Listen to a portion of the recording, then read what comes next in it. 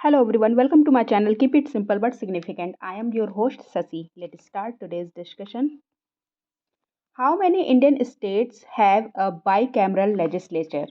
कितने Indian state हैं जिनके पास 22 बाईकैमरल लेजिस्लेचर हैं? तो ये स्टेट हैं कुल 6। Answer is C. Answer is B 6। और ये स्टेट कौन कौन से हैं? आंध्र प्रदेश, आंध्र प्रदेश और बिहार, बिहार के बाद Karnataka,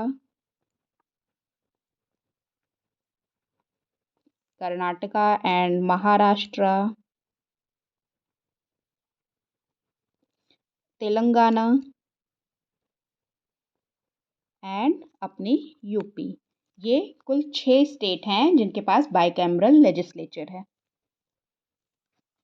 how many states and union territories were established by 1956 state restructuring act?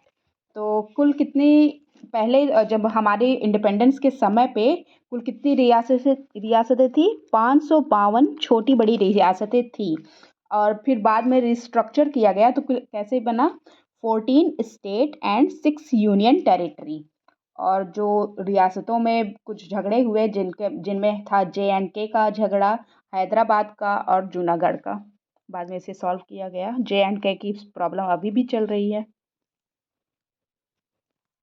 A joint state public service commission may be established for 2 or more states. तो इसके लिए क्या होता है? If respective states agree in this regard. Yes, बन सकता है अगर रिस्पेक्टिव स्टेट एग्री करता है। बिल्कुल सही। Parliament appoints joint state public service commission by law, ये भी सही है। सो दोनों के दोनों सही हैं। Answer is both A and B. और ये किस आर्टिकल में आता है? तो ये आर्टिकल है 315 2।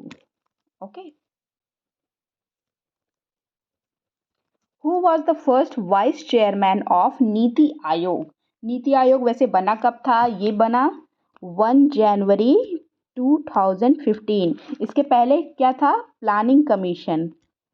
प्लानिंग कमीशन था।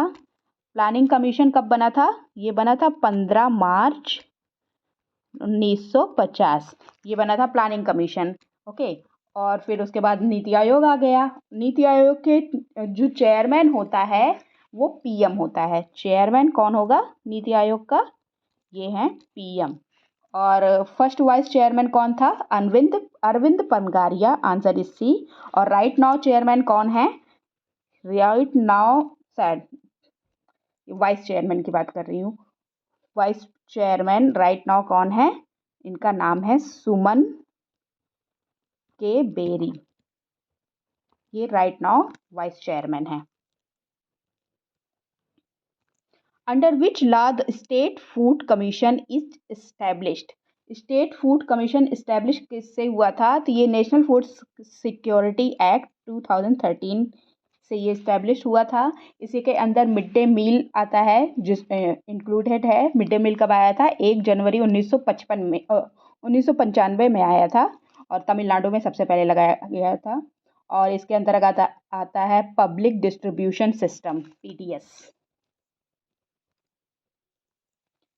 निम्नलिखित पर विचार करिए। It shall be the duty of the controller and auditor general of to audit all receipt which are payable into the consolidated fund of India.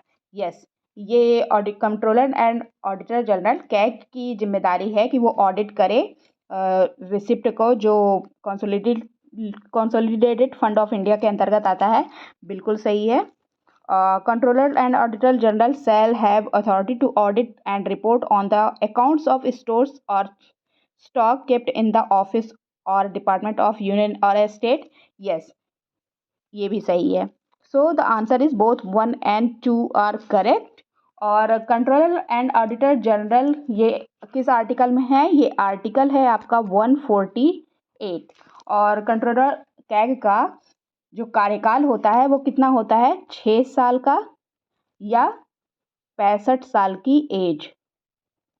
65 साल की एज, जो भी पहले हो जाए। ओके।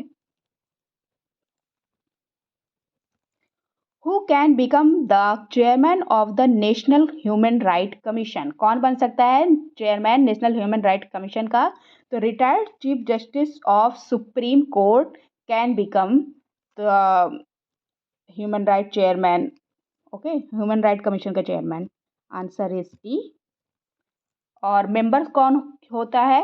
या तो chief justice of high court हो सकते हैं, चीफ जस्टिस ऑफ जजेस ऑफ सुप्रीम कोर्ट, ये मेंबर्स हो सकते हैं.